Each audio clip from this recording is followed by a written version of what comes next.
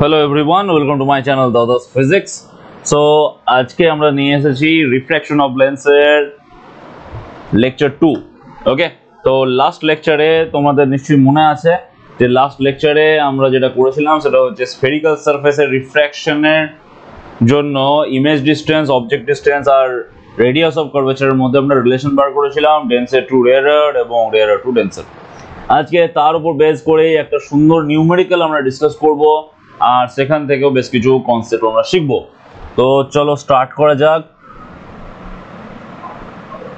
Definitely তোমাদের ভিডিওটা ভালো লাগলে শেয়ার করবে এবং কমেন্ট, লাইক, সাবস্ক্রাইব করতে ভুলো না। ওকে, তো চলে আসছি কোশ্চেনে। কি বলেছে কোশ্চেনে? এ গ্লাস হেমিস্ফিয়ার এখানে গ্লাস হেমিস্ফিয়ার এম of refractive index 3/2, okay, radius 10 centimeter, has a point object O placed at 20 centimeter behind the flat face, okay, which is viewed by an observer from the curved side as shown. Find the location of the final image after two refraction as seen by the observer, okay.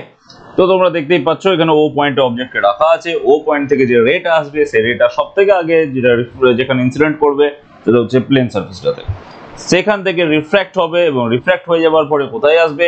Refract হয়ে যাওয়ার পরে চলে আসবে curve সারফেসে, তারপরে curve surface থেকে reflection হবে। তো সবথেকে আগে আমরা একটু রে ডায়াগ্রামটাকে বোঝার চেষ্টা করব, তারপরে আমরা 1 by 1 প্রবলেমটাকে সলভ করব। ওকে, তো ততক্ষণ পর্যন্ত তোমরা নিজেরাও চেষ্টা করো, ভিডিওটা পজ করে নিজেরা চেষ্টা করতে পারো এবং ডাইরেক্ট সলিউশন দেখতে পারো, আবার আমার সাথে সাথে জিনিসটাকে বুঝতে পারো। ওকে, স্টার্ট করা যাক। তাহলে সব থেকে আগে রে তো আসছে রেয়ার মিডিয়াম থেকে ডেন্সার মিডিয়ামে। এখানে দেখতেই পাওয়া যাচ্ছে যে এখানে একটা নর্মাল এঁকে দেওয়া আছে। তো নর্মাল যখন এঁকে দেওয়া আছে আমি এখান থেকে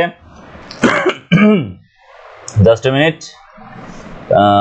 হ্যাঁ, তো এখান থেকে তো আমার রেটা এইভাবে সোজা যাওয়ার কথা ছিল, এইভাবে চলে যাওয়ার কথা, কিন্তু সেইভাবে যাবে না। এটা রেয়ার মিডিয়াম থেকে ডেন্সার মিডিয়ামে গেছে, তার মানে নর্মালের দিকে সরে যাবে একটুখানি এবং এইরকম জায়গা থেকে ইনসিডেন্ট করবে। এরকম জায়গা থেকে ইনসিডেন্ট করে তাহলে এইখানে আমি আবার একটা নর্মাল ড্র করব, যেটা ডেফিনেটলি এর রেডিয়াসটা হবে। তার কারণ তোমরা জানো, কারণ রেডিয়াস হচ্ছে এখানে যে ট্যানজেন্টটা ড্র করা যাবে সেই ট্যানজেন্টের সঙ্গে পারপেন্ডিকুলার, তার মানে এখানে যে নর্মালটা হবে নর্মালটা ওই রেডিয়াসের থ্রু দিয়েই যাবে। তাহলে এবার ডেন্সার মিডিয়াম থেকে রেয়ার মিডিয়ামে রে বেরিয়ে আসছে, তার মানে নর্মাল থেকে এবার দূরে সরে যাবে এবং এরকম কোন একটা জায়গায় গিয়ে পড়ে মিট করবে। ওকে, তাহলে এইটা হয়ে যাচ্ছে আমাদের ফাইনাল ইমেজ পজিশন। আমার এই পজিশনটাকে ক্যালকুলেট করতে হবে। রে ডায়াগ্রাম আঁকলে পরে রে ডিরেকশন দিতেই হবে। রে ডিরেকশন যদি তোমরা না দাও তাহলে তোমরা বোর্ড এক্সামের পেপারে যদি রে ডিরেকশন না দিয়ে অঙ্কটা করো তাহলে তোমরা মার্কস ঠিকঠাক পাবে না। ওকে, সেটা ভালো করে মাথায় রাখবে। অ্যান্ড আমি এখানে প্রবলেমটা ডিসকাস করছি। তো এবার দেখো, ফার্স্ট রিফ্র্যাকশন তো এখানে হয়ে গেছে।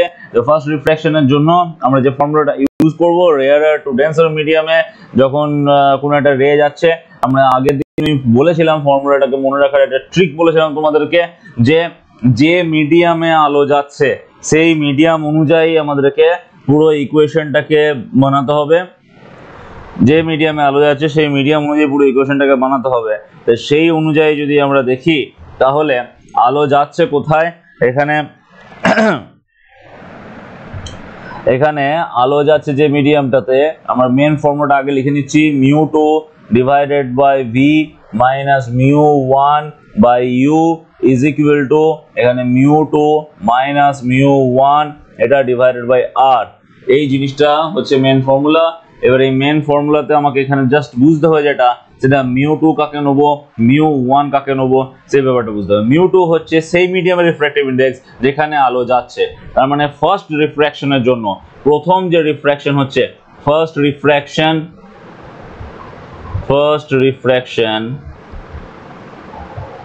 On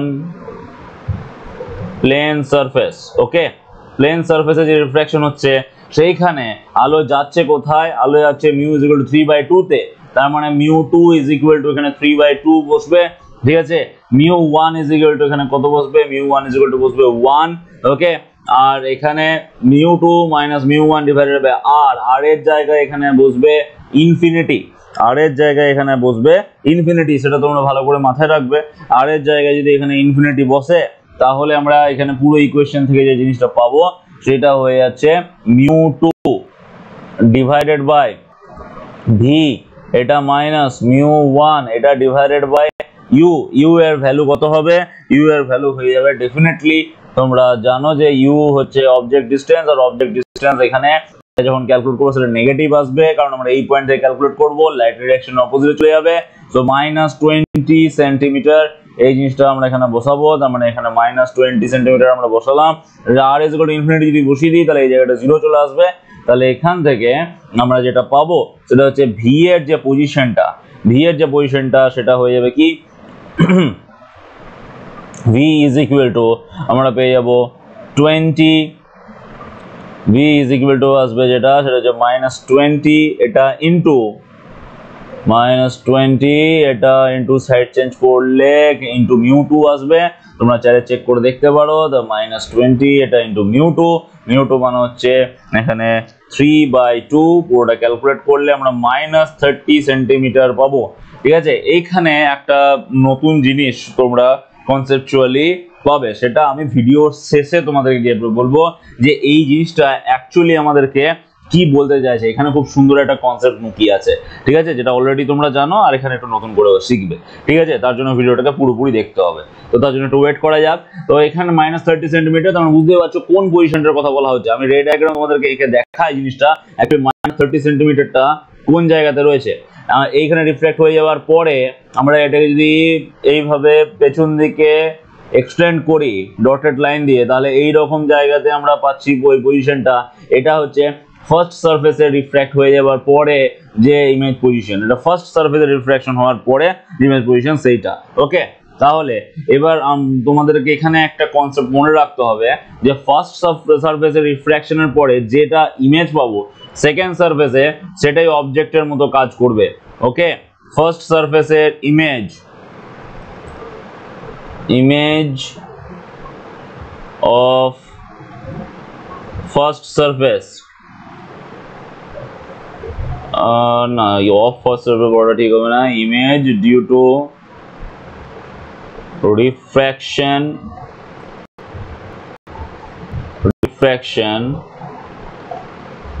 through first surface is object for second surface. এটা কিন্তু খুব ইম্পর্টেন্ট একটা কনসেপ্ট, এটা মাথায় রাখবে। ফার্স্ট সারফেসে যেটা আমরা ইমেজ পাবো সেটা সেকেন্ড সারফেস অবজেক্টের মতো কাজ করবে। তাহলে সেকেন্ড সারফেসের জন্য আমরা অবজেক্ট ডিসটেন্স কি পাচ্ছি সেটা দেখে নেওয়া যাক। সেকেন্ড সারফেসের এইখান থেকে আমাকে অবজেক্ট ডিসটেন্স ক্যালকুলেট করতে হবে। তাহলে সেটা কত হচ্ছে 10 সেন্টিমিটার, আর এখানে অলরেডি আমরা পেয়ে গেছি 30 সেন্টিমিটার। তার মানে টোটাল যে ডিসটেন্সটা হয়ে যাচ্ছে সেটা হয়ে যাচ্ছে 40 সেন্টিমিটার। ওকে, তাহলে রোলের ডিসটেন্সটা হয়ে যাচ্ছে সেটা হচ্ছে 40 সেন্টিমিটার। বাট এইখানে যে ব্যাপারটা হয়ে যাচ্ছে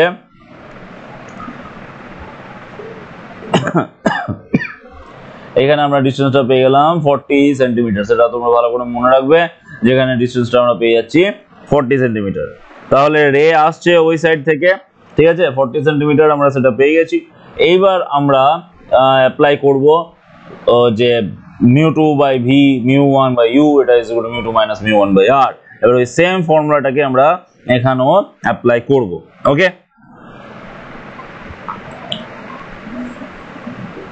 তাহলে সেম ফর্মুলাটা যদি আমরা এখানে অ্যাপ্লাই করি তাহলে আমরা কি পাবো, μ2 ডিভাইডেড বাই v এটা মাইনাস μ1 এটা ডিভাইডেড বাই u এটা ইজ ইকুয়াল টু μ2 - μ1/r।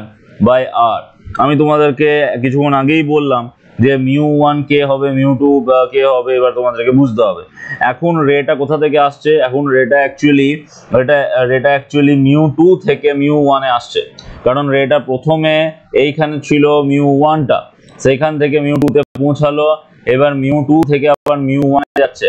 তার মানে রে যাচ্ছে যেখানে সেইটা হচ্ছে μ2 এখানে।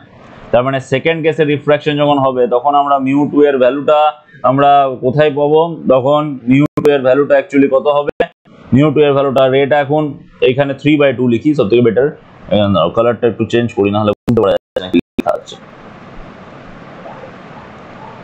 এইখানে এটা হচ্ছে 3/2, তার মানে প্রথমে 1 থেকে 1 রিফ্র্যাক্টিভ ইন্ডেক্স থেকে 3/2 তে পৌঁছালো, এবার 3/2 থেকে আবার 1 এ পৌঁছাচ্ছে।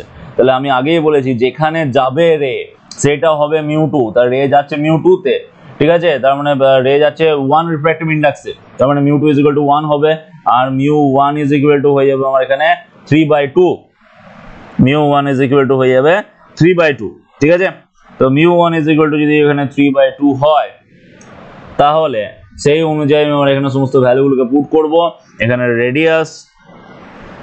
রেডিয়াস অফ কার্ভেচার কত আসবে, রেডিয়াস অফ কার্ভেচার আমরা এই পয়েন্ট থেকে যদি রেডিয়াসটাকে হিসাব করি তাহলে রে আসছে তো ওই সাইড থেকে, তার মানে এখানে রেডিয়াসটা হয়ে যাচ্ছে নেগেটিভ, তার মানে এখানে যে রেডিয়াসটা আমরা নেবো সেই রেডিয়াসটা হয়ে যাবে -10 সেন্টিমিটার, ঠিক আছে, কারণ রে আসছে এই সাইড থেকে, এইখান থেকে এই দিক থেকে এই দিকে রে যাচ্ছে, এটা হচ্ছে রে ডিরেকশন, ঠিক আছে। আর আমরা রেডিয়াসটা ক্যালকুলেট করছি এই পয়েন্টটা থেকে, ঠিক আছে, এই যে মেনশন করছি এই পয়েন্ট থেকে রেডিয়াসটা মেনশন ক্যালকুলেট করছি, তাহলে রেডিয়াসটা লাইটের ডিরেকশন অপোজিটে চলে গেল, তাহলে -10 সেন্টিমিটার বসবে। ইউ যেটা আসবে সেটাও এখানে নেগেটিভ বসবে, ঠিক আছে। ইউটা আমাদের কত আসছে, ইউটা আসছে এখানে -40 সেন্টিমিটার, সেটাও আমরা পেয়ে গেলাম, ঠিক আছে। আমাদেরকে শুধুমাত্র ভি ক্যালকুলেট করতে হবে। তো চলো স্টার্ট করা যাক। μ2 এর ভ্যালুটা আমরা এখানে বসিয়ে দিচ্ছি 1/v, এইখানে বসালে পরে ক্যালকুলেট করতে μ1 এর ভ্যালু হয়ে যাবে 3/2, তাহলে উপরে 3, এখানে 2 × 40, এটা আসবে -40 বসানোর পরেই এই মাইনাসটা প্লাস হয়ে গেল, এটা = μ2 - μ1, মানে 1 - 3/2, এইটা ডিভাইডেড বাই রেডিয়াসটা কত, রেডিয়াসটা আমরা এখানে যদি বসিয়ে দিই কত আসবে -10, এই হচ্ছে পুরো ব্যাপার, ঠিক আছে। এখানে ভ্যালুগুলো আমরা বসাবো, এখানে -10 যদি আসে তাহলে পুরো ক্যালকুলেশন পরে কি আসবে দেখো, 1/v, এইখানে ক্যালকুলেট করলে আসছে +3 এখানে আসছে 80, এটা = এখানে আসবে -1/2, এখানে মাইনাস মাইনাস ক্যান্সেল হয়ে যাচ্ছে, তার মানে -1/20, এইটা পাচ্ছি আমরা এখান থেকে। তাহলে এবার পুরো ক্যালকুলেশন করে আমরা যেটা পাবো সেটা হচ্ছে 1/v, এটা = 1/20 - 3/80, 1/20 - 3/80, এইটাকে যদি আমরা ক্যালকুলেট করি তাহলে আমাদের এলসিএম করলে আসছে এখানে 80, এইখান থেকে পাবো আমরা একটা 4, এইখানে আসছে 3, তার মানে সবে মিলিয়ে যেটা পাচ্ছি সেটা হয়ে গেল আমাদের,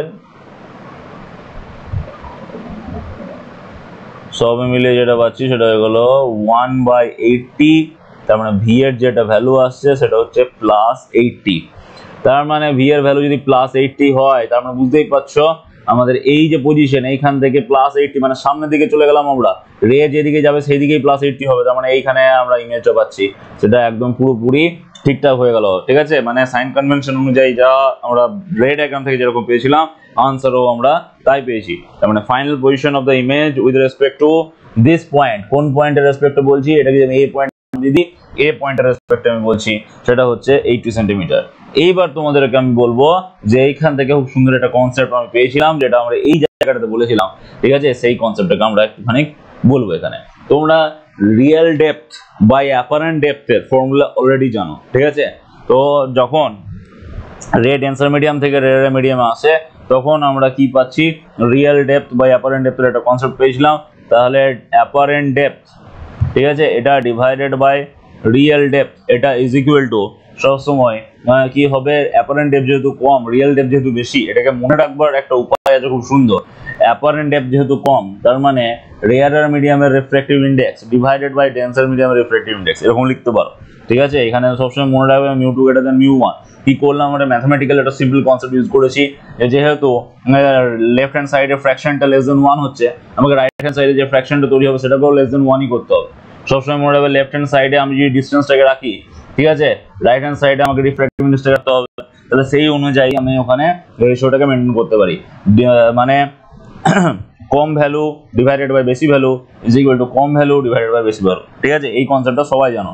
এবার এই সেম কনসেপ্টটা কিন্তু আমরা এইখান থেকেও আমরা পাচ্ছি, এই যে পার্টটা আমরা করেছি, এখানে যখন প্লেন সারফেস আসছে r = ইনফিনিটি পুট করলাম না, তখন এখানে এই যে ভিটা যেটা পাচ্ছি এটা অ্যাকচুয়ালি অ্যাপারেন্ট ডিস্টেন্সটা, তার মানে mu two divided by D apparent পেলাম, এটা মাইনাস আমি এখানে পেলাম mu one divided by D real, এটা ইজ ইকুয়াল টু আসছে 0।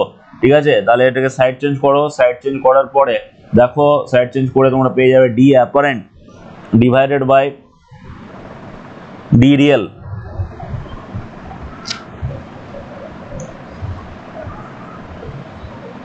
D apparent divided by D real, এটা ইজ ইকুয়াল টু সবসময় mu two divided by mu one হবে। ঠিক আছে, কিন্তু এখানে একটা জিনিস মনে রাখবে, এখানে মিউ টুটা হচ্ছে যেখানে আলো যাচ্ছে, এখানে মিউ টুটা হচ্ছে যেখানে আলো যাচ্ছে। এই কেসটাতে আমি mu two greater than mu one পেয়েছিলাম, আলো যাচ্ছে এখানে কোথায়, আমি আগেই বলেছিলাম এই ধরনের রিফ্র্যাকশনের জন্য সবসময় ডেন্সার মিডিয়াম থেকে রেয়ার মিডিয়াম আলো যাচ্ছে। তো রেয়ার মিডিয়াম যদি আলো যায় তার মানে মিউ টুটা actually less than mu one এই কেসটার জন্য, তবেই আমরা এটাকে পাচ্ছি কোন ফর্মুলা থেকে, এই ফর্মুলা থেকেও আমরা এই real depth by apparent depth রিলেশনটা এই ফর্মুলা থেকেও আমরা ডিরাইভ করতে পারবো। ওকে, তো এই কনসেপ্টের কথাই আমি এখানে বলেছি। ঠিক আছে, আশা করি তোমাদের ভিডিওটা ভালো লেগেছে। যদি ভিডিওটা ভালো লেগে থাকে ডেফিনেটলি শেয়ার করো, সাবস্ক্রাইব করো, আর প্রবলেমসটা যদি ভালো লেগে থাকে এই ধরনের প্রবলেম আরও করবার জন্য লেন্সের কমপ্লিট সিরিজ এখানে জাদাস ফিজিক্স চ্যানেল থেকে শেখার জন্য চ্যানেলটাকে সাবস্ক্রাইব করো। Thank you for watching, thank you for your time.